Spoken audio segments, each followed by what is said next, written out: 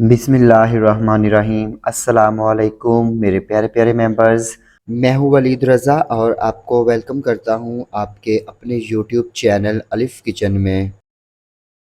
जी तो मेरे प्यारे प्यारे मेंबर्स, आज हम लोग बनाने जा रहे हैं बहुत ही मज़ेदार और ऑथेंटिक बीफ यखनी पुलाव। तो आइए चलते हैं और जल्दी से बिना कोई देर किए रेसिपी बनाना शुरू करते हैं। तो बीफ पुलाव बनाने के लिए यहाँ पे सबसे पहले हमने बीफ को भी कुक करना है और इसकी यखनी भी बना लेनी है। तो इसके लिए मैंने यहाँ पे एक प्रेशर कुकर लिया है और सबसे पहले हम इसमें शामिल कर देंगे 1.5 किलो बीफ। और यहाँ पे मैंने जो है वो मिक्स बीफ लिया है, हड्डी वाला भी लिया है। और इसके साथ ही यहाँ पे हमने इसमें एक अदद जो है वो बड़ा लहसुन का जवा शामिल कर देना है। और इसको मैंने लेके अच्छी तरह से वॉश किया और वॉश करके सेंटर से हाफ कट करके हमने इसको इसमें डाल देना है। 2 अदद दरमियाने साइज़ के प्याज हैं, इनको छील कर तो 2 हिस्सों में काट कर ये हम इसमें शामिल कर देंगे। 1 खाने का चम्मच नमक शामिल करेंगे। 1 खाने का चम्मच भर के हम इसमें सौंफ यानी कि फेनल सीड शामिल करेंगे। 1 खाने का चम्मच हम इसमें साबुत धनिया शामिल करेंगे और 2 लीटर के जितना पानी हमने इसमें शामिल कर देना है। और इसके साथ ही यहाँ पे हमने इसमें 2 खाने के चम्मच के जितना कुकिंग ऑयल या घी शामिल कर देना है। इससे क्या होगा कि जब इसमें उबाल आएगा तो पानी जो है वो प्रेशर कुकर से बाहर की तरफ नहीं निकलेगा। और यहाँ पे हम इसको बंद कर देंगे और बंद करके हमने इसको अच्छी तरह से गला लेना है कि गोश्त हमारा गल जाए और बीफ की जो अच्छी सी यखनी तैयार हो जाए। तो मिलते हैं फिर आपसे हम लोग तकरीबन 20 मिनट के बाद। तो ये देखिए जी, यहाँ पे हमारा जो बीफ है वो अच्छे से कुक हो चुका है, गल चुका है और यखनी भी अच्छे से तैयार हो चुकी है।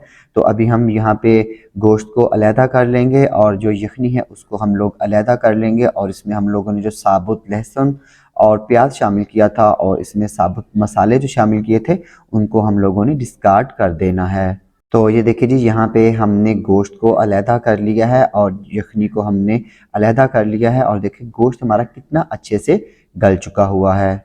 और यहाँ पे अभी हम एक पैन लेंगे और पैन में शामिल कर देंगे 1 कप के जितना कुकिंग ऑयल। और इसके साथ ही यहाँ पे हमने एक मीडियम प्याज को स्लाइस में कट करके वो शामिल कर देनी है और मीडियम फ्लेम पे हमने इसको हल्का ब्राउन कर लेना है। हमने इसको बिल्कुल डार्क ब्राउन नहीं करना है। तो अगर आप चैनल पे नए हैं तो जल्दी से चैनल को सब्सक्राइब कर लीजिए और बेल आइकन को प्रेस करना मत भूलिएगा ताकि हमारी जितनी भी लेटेस्ट रेसिपीज़ हैं वो सबसे पहले आपको देखने को मिले। तो ये देखिए जी, यहाँ पे प्याज जो है वो हल्का ब्राउन हो चुका है और अभी हम इसमें 2 से 3 खाने के चम्मच के जितना पानी शामिल करेंगे ताकि प्याज का जो कुकिंग प्रोसेस है वो रुक जाए।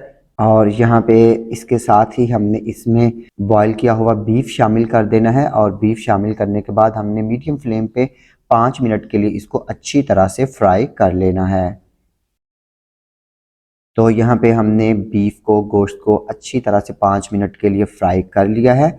अभी हम इसमें 6 से 7 अदद खुश्क आलू बुखारे शामिल करेंगे। ये मुझे बहुत ज़्यादा पसंद है। अगर आपको आलू बुखारे पसंद नहीं हैं, वैसे भी पुलाव में नहीं जाते, तो आप इसको स्किप भी कर सकते हैं।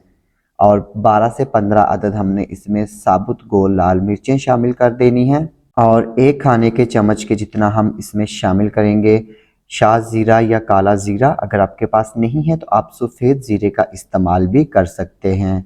और 1 खाने के चम्मच के जितना हम मज़ीद इसमें नमक शामिल करेंगे। और यहाँ पे अभी हम इसको मज़ीद 3 से 4 मिनट के लिए थोड़ा थोड़ा पानी शामिल करके अच्छी तरह से फ्राई कर लेंगे। तो यहाँ पे हमने बीफ को मज़ीद 3 से 4 मिनट के लिए फ्राई कर लिया है। अभी हम इसमें शामिल कर देंगे यखनी। 1 किलो मेरे पास चावल हैं तो मैं इसमें 1.5 किलो के जितनी यखनी शामिल करूँगा। सारी यखनी हम इसमें शामिल नहीं करेंगे। और यहाँ पे यखनी शामिल करके हम इसको कुक होने देंगे कि इसमें एक अच्छा सा उबाल आ जाए। तो ये देखिए जी, यहाँ पे यखनी में उबाल आना शुरू हो चुका है। अभी हम इसमें भीगे हुए 1 किलो चावल शामिल कर देंगे और चावल शामिल करने के बाद हमने इसको मिक्स करना है। और मिक्स करके हमने हाई फ्लेम पे इसको कवर किए बगैर ही पकने देना है, कुक होने देना है, ताकि इसमें जितना भी पानी है, यखनी है, वो अच्छी तरह से खुश्क हो जाए। तो ये देखिए जी, यहाँ पे पुलाव में जो यखनी थी, पानी था, वो ऑलमोस्ट खुश्क हो चुका है। अभी हम इसको दम पे रखेंगे। तो कोई भी एक गीला कपड़ा लेके हम उसकी मदद से इसको कवर करेंगे और बिल्कुल लो फ्लेम पे हमने इसको 15 से 20 मिनट के लिए जो है वो दम पे रख देना है ताकि हमारे जो चावल कच्चे थे वो अच्छे से कुक हो जाएं, गल जाएं। मिलते हैं फिर आपसे 15 से 20 मिनट के बाद। तो यहाँ पे चावलों को दम पे रखे हुए 20 मिनट हो चुके थे। अभी हम इसका दम खोलेंगे और ये देखिए जी, अल्हम्दुलिल्लाह अल्हम्दुलिल्लाह अल्हम्दुलिल्लाह हमारा जो ऑथेंटिक बीफ यखनी पुलाव है वो बन के बिल्कुल रेडी है। और ये देखिए चावल हमारे बहुत अच्छे से माशाल्लाह गल चुके हैं, कुक हो चुके हैं। तो अभी हम इसको करते हैं साइड पे और 15 मिनट के लिए हम इसको ऐसे ही पड़ा रहने देंगे। तो ये देखिए जी, यहाँ पे अल्हम्दुलिल्लाह पुलाव को हमने कुक कर लिया था और इसको मज़ीद 15 मिनट के लिए रख लिया था। अभी हम इसको अच्छे से मिक्स करते हैं और ये देखिए कितना ज़बरदस्त खुशबूदार सा हमारा जो है वो बिल्कुल सादा सा पुलाव, बीफ पुलाव बन के बिल्कुल तैयार है। तो अभी हम इसको डिश आउट करते हैं।